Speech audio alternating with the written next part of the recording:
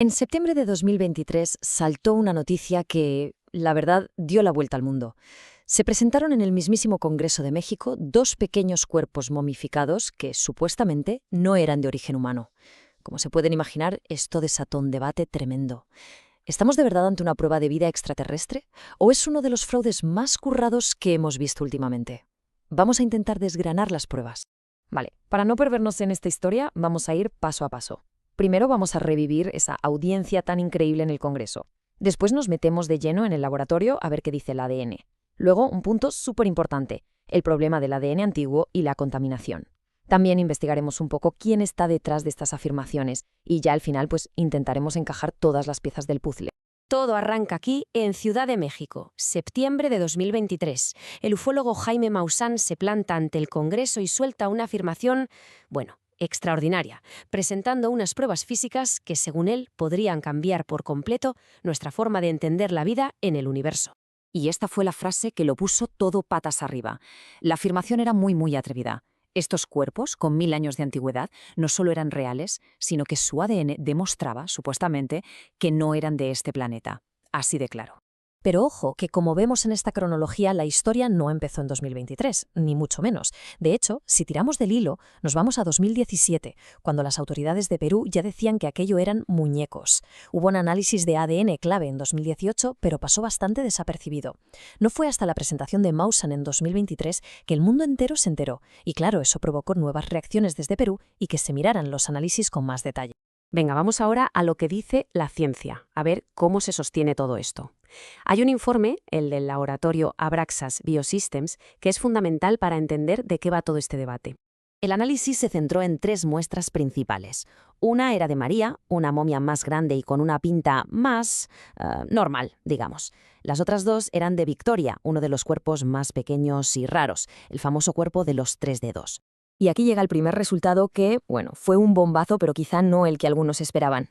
Los datos de la momia María arrojaron una coincidencia con el ADN humano abrumadora, casi un 98%. Y claro, al profundizar, la conclusión fue clarísima y no dejaba mucho espacio a la duda. La muestra de María era de un hombre. De hecho, el ADN mitocondrial y el del cromosoma Y permitieron incluso rastrear su linaje por parte de madre a la zona de Myanmar y por parte de padre a la población Han de China. Vamos, un perfil genético 100% humano. Y aquí es donde la cosa se pone interesante y donde está el verdadero misterio. A diferencia de María, el análisis de Victoria dio un resultado totalmente distinto. Una barbaridad, un 90% de su ADN no se pudo identificar.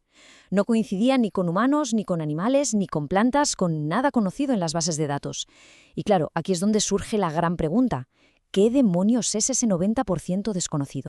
Pero bueno, calma. Antes de saltar a conclusiones bestias, es súper importante entender los retos que supone analizar ADN antiguo. La ciencia en estos casos nos pide ser muy prudentes.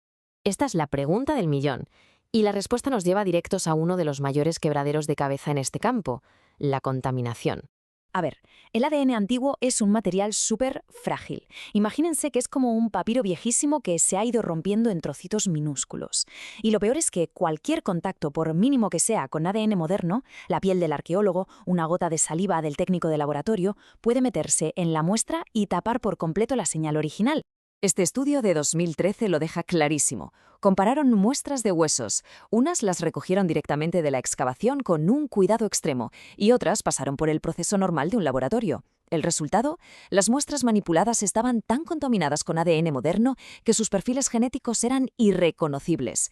Esto sugiere que una cantidad enorme de ADN no identificado podría ser en realidad un batiburrillo de ADN antiguo roto y ADN moderno. Bueno, salgamos un momento del laboratorio y vamos a ver el contexto. Porque a veces el quién cuenta la historia es tan importante como la historia misma.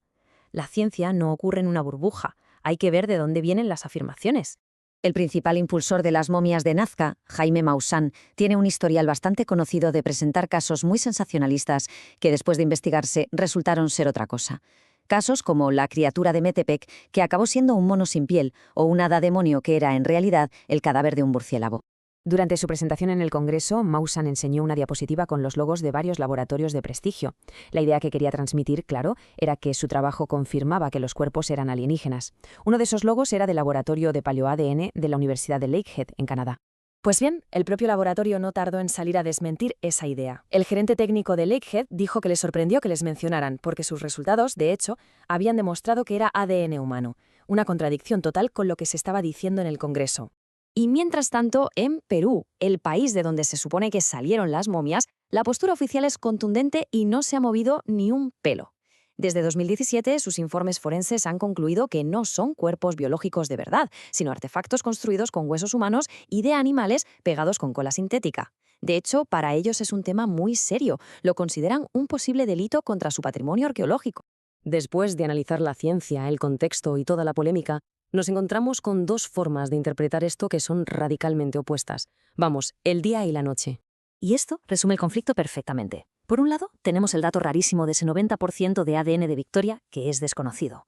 Por el otro, tenemos a un promotor con un historial de casos que han sido desmontados, laboratorios que niegan sus conclusiones, expertos forenses que lo tildan de fraude y además una explicación científica bastante lógica para el ADN raro, la contaminación. Al final todo se reduce a esto. ¿Qué pesa más? ¿Un dato científico que es muy ambiguo y que podría explicarse por la contaminación o un patrón bastante claro de engaños y de refutaciones por parte de expertos? Esto ya no va solo de si creemos en extraterrestres o no, sino de qué nivel de prueba exigimos antes de dar por buena una historia tan increíble. Esa es la verdadera pregunta que nos dejan las momias de Nazca.